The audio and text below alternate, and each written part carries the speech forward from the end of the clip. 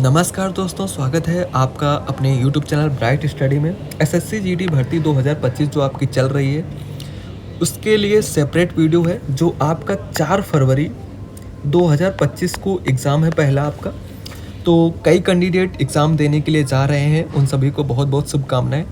कुछ चीज़ें मैं डिस्कस करूंगा इस वीडियो में जो आपको एग्ज़ाम हॉल के अंदर बहुत ही ज़्यादा फ़ायदा देंगी। इसमें मैटर नहीं करता कि आपने कितनी पढ़ाई की, आपकी पढ़ाई कहाँ छूट गई, कहाँ क्या हुआ, वो सभी डिस्कस नहीं करना। इसमें ये डिस्कस करना है कि एग्ज़ाम हॉल में आपको क्या करना है और क्या नहीं करना है।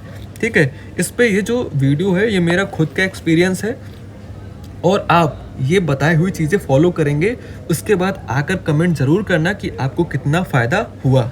ठीक है, और मैं रिक्वेस्ट करना चाहूँगा कि आप चैनल को ज़रूर सब्सक्राइब कर लीजिएगा, क्योंकि 4 फरवरी को जो आपका एग्ज़ाम होगा उसका लाइव आएगा इसी चैनल पे। ठीक है, एग्ज़ाम सेंटर से लाइव आएगा और बताया जाएगा कि आज का पेपर क्या है और तमाम चीज़ें डिस्कशन होगी और आपका मेडिकल या फाइनल ज्वाइनिंग तक आपके साथ चलूँगा, मोटिवेट करता रहूँगा और आपको बताता रहूँगा। कहीं पे कोई दिक्कत आती है तो आप कमेंट करके पूछ भी सकते हैं। ठीक है, तो चलिए दोस्तों बढ़ते हैं वीडियो में आगे।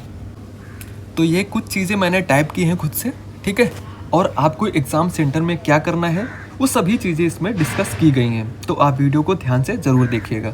तो सबसे पहले आपको सुबह जल्दी उठना है आपके एग्ज़ाम के लिए और शाम को जल्दी ही सोना है। आपको स्टडी नहीं करना, जिस दिन आपका एग्ज़ाम हो उसकी नाइट को एक दिन पहले आपको स्टडी नहीं करना, ये ज़रूर ध्यान में रखिएगा। एक्टिव एकदम माइंड को एक्टिव रखिए और फ्री रखिए। ठीक है, तो ये चीज़ें आपको जो जितनी भी आपने अभी तक पढ़ाई को किया वो सभी आप एग्ज़ाम में अच्छा परफॉर्म तभी कर पाएंगे। अगर आप एग्ज़ाम सेंटर तक पढ़ाई करते करते जाते हैं तो आपका मुश्किल हो जाएगा आपको एग्ज़ाम क्लियर करना, क्योंकि जो लेटेस्ट में आप पढ़ रहे हैं केवल वही आपको आता है और बाकी का सब भूल गए। ठीक है, तो आपको पर्याप्त नींद लेनी है और एग्ज़ाम सेंटर में जाने के लिए आपको admit card, ID proof, pen pencil नहीं होगा। ठीक है, इरेज़र का भी कोई ज़रूरत इसमें नहीं है। एडमिट कार्ड हो गया आपका एक नंबर, दूसरा ID प्रूफ और तीसरा मैं बताता हूँ फ़ोटो। आपके पास कम से कम 2 से 4 फ़ोटो होना ही चाहिए। तो ये 3 चीज़ें आप ज़रूर क्लियर कर लीजिए। आप हल्का सा नाश्ता करके जाइएगा, खाली पेट मत जाइएगा। ठीक है, आपको एनर्जी लॉस या सर दर्द जैसी तमाम चीज़ें हो सकती हैं, इसलिए आप हल्का सा ब्रेड चाय वगैरह करके ही जाइएगा। ये मेरा खुद का एक्सपीरियंस है। ठीक है, काफ़ी हेल्पफुल होगा। और एग्ज़ाम सेंटर में कम से कम 30 से 45 मिनट पहले ही पहुंच जाइएगा। ये इंपॉर्टेंट चीज़ें हैं, इनको ज़रूर ध्यान में रखिएगा। कई बच्चे क्या गलती करते हैं, फिक्स टाइम पे एग्ज़ाम सेंटर पहुंचते हैं, फिर वहाँ पे वो बोलता है कि आप फ़ोटो नहीं लाए हैं, आपको एंट्री नहीं मिलेगी। आपका एडमिट कार्ड, मान लिया आप यहाँ से वहाँ तक ट्रैवलिंग करके जाते हैं, खो गया, गिर गया, तो आप लास्ट टाइम पे पहुँचेंगे तो इतनी जल्दी एडमिट कार्ड कब प्रिंट कराएंगे, कब क्या करेंगे। इसलिए आपको पहले ही पहुँच जाना है एग्ज़ाम सेंटर में, ये बहुत ही ज़्यादा ज़रूरी है। ठीक है, नेक्स्ट पॉइंट क्लियर करेंगे कि परीक्षा शुरू होने के बाद क्या करें। ये है आपका असली खेल। अब आपका गवर्नमेंट जॉब का सपना यहाँ से पूरा होना शुरू होता है। सबसे पहले आपको क्या करना है, पेपर के जो निर्देश दिए हुए हैं उनको ध्यान से पढ़ लें और समझ लें। और अगर आप जो निर्देश दिए होते हैं उन्हें पढ़ेंगे तो आपकी रीडिंग हैबिट उस टाइम के लिए बढ़ जाएगी। आपको विजुअलिटी, आपको जो सिस्टम पे दिखाई दे रहा है वो क्लियरिटी आपको आ जाएगी। ठीक है, तो वो पढ़ना बहुत ही ज़्यादा ज़रूरी होता है। नेक्स्ट, आसान प्रश्न सबसे पहले हल करें। ये जो कैंडिडेट, जैसे आपका क्वेश्चन नंबर 1 आया, क्वेश्चन नंबर 2, ये क्वेश्चन आ गया बहुत हार्ड। 1 नंबर क्वेश्चन उसने जानबूझ के एग्जामिनर हार्ड डाल देता है। ठीक है, जिससे कि कई कैंडिडेट इसी में उलझे रहते हैं और 80 नंबर के क्वेश्चन तक पहुंच ही नहीं पाते। तो ये चीज़ें दोस्तों ज़रूर ध्यान में रखिएगा कि आप हार्ड क्वेश्चन को टच मत करें। ठीक है, सिंपल क्वेश्चन आप करते जाइए। 80 क्वेश्चन में कम से कम 50 क्वेश्चन एग्जामिनर सिंपल ही डालता है। ठीक है, ये ज़रूर ध्यान में रखिएगा। आप हार्ड क्वेश्चन के चक्कर में अपना पेपर बर्बाद मत करिएगा। मुश्किल प्रश्नों को बाद में करें। जैसे कि आपका एग्ज़ाम 1 घंटे का है, 60 मिनट का, तो आप जब सिंपल क्वेश्चन करेंगे ना, हिंदी वगैरह, जीके जीएस, मैथ, रीजनिंग, तो आप 40 से 45 मिनट में पूरा क्वेश्चन कर देंगे।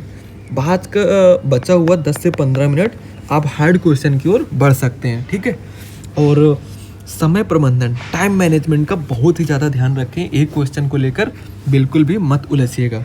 ठीक है, जैसे कि आपका एग्ज़ाम 1 घंटे का है तो आप 50 मिनट में पूरा पेपर हल करने की कोशिश करना, ठीक है। अगर आप ऐसा करते हैं तो आपको 10 मिनट मिल जाएगा। वो 10 मिनट कितना काम का होता है वो समझते हैं, ठीक है।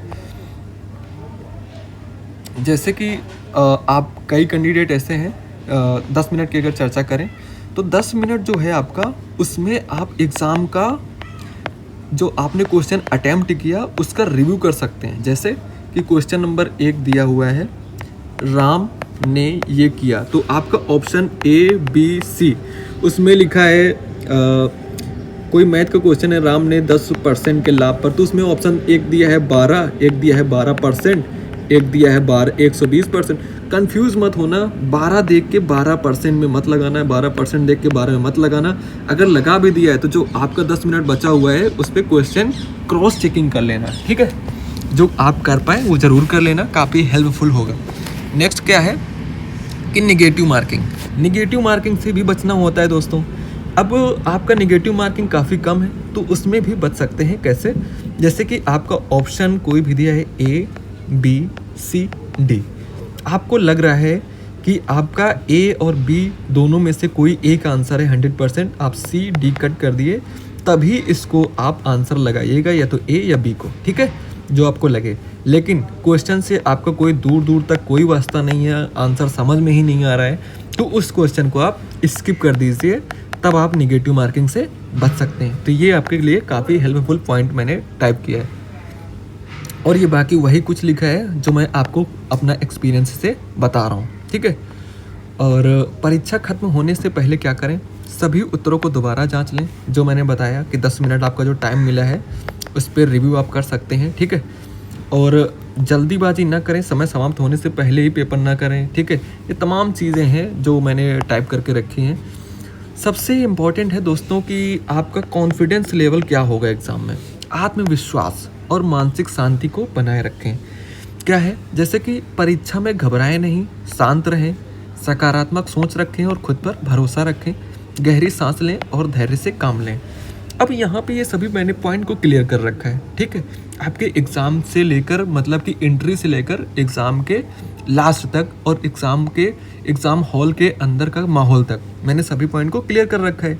लेकिन अभी मैं पर्सनली कुछ शेयर करना चाहता हूँ चीज़ें, ठीक है, उन्हें ध्यान से समझिए। जैसे ही आप एग्ज़ाम देना शुरू कर दीजिए, ठीक है, एग्ज़ाम दे रहे हैं, एग्ज़ाम देते देते आपको लग रहा है कि यार इस बार भी मेरा नहीं हो पाएगा। क्यों? क्योंकि आप जो भी क्वेश्चन कर रहे हैं वो आपको हार्ड लग रहा है, टाइम टेकिंग लग रहा है। तो ऐसा बिल्कुल भी मत सोचिएगा कि मुझे ये क्वेश्चन हार्ड लग रहा है, टाइम टेकिंग लग रहा है। मैं सच बोल रहा हूँ कि मेरी GK GS में 25 नंबर का पहले क्वेश्चन होता था, टोटल GK का 25, मैथ का, रीजनिंग, यानी टोटल 25-25 का आता था, और 100 नंबर का क्वेश्चन होता था।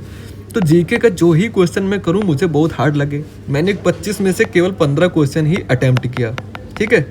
और अटैम्प्ट करने के बाद मेरा GK में केवल कितना मार्क आया? 9 मार्क आया। अब आप समझ सकते हैं कि GK का लेवल कितना टफ रहा होगा, ठीक है। 9 मार्क, फिर भी मेरा सिलेक्शन हुआ SSC GD में, मेरा सिलेक्शन SSB में हुआ, ठीक है। क्यों हुआ? क्योंकि वो जो क्वेश्चन मुझे टफ लग रहा था, तो बहुत से ऐसे कैंडिडेट थे जिनको टफ लग रहा था, बहुत से ऐसे कैंडिडेट थे, तो मेरा तो 9 मार्क आ गया था, ठीक है। किसी का माइनस GK में -1 मार्क, -2 मार्क, -4 मार्क, माइनस में आ रहा है, किसी का 4 मार्क आ रहा है, किसी का 6 मार्क आ रहा है, क्योंकि इतना टफ GK डालने से यही होता है। तो आप अपने आप पे भरोसा रखिएगा, ठीक है, क्योंकि ऐसा सबके साथ भी हो सकता है। पेपर टफ लगे तो वो सबके लिए ही टफ है, ठीक है। ये चीज़ें ध्यान में रखिएगा। अभी भी अगर आपका कोई पॉइंट या कोई क्वेरी है तो कमेंट कीजिए दोस्तों, ठीक है। और बहुत बहुत धन्यवाद आपका, यहाँ तक वीडियो पे अंत तक बने रहे। और मैं फिर से कहना चाहूँगा कि चैनल को सब्सक्राइब कर लीजिए, क्योंकि 4 फरवरी आपका लाइव आएगा इसी चैनल पे एग्ज़ाम सेंटर से, कि एग्ज़ाम का लेवल क्या है, कैंडिडेट कितना अटैम्प्ट कर पा रहे हैं, ठीक है, कितना अटैम्प्ट कर पा रहे हैं, और कितनी कट ऑफ जा सकती है, वो सभी चीज़ें डिस्कस होंगी। और आपके फाइनल ज्वाइनिंग तक आपको कोई भी क्वेरी या कुछ भी आएगा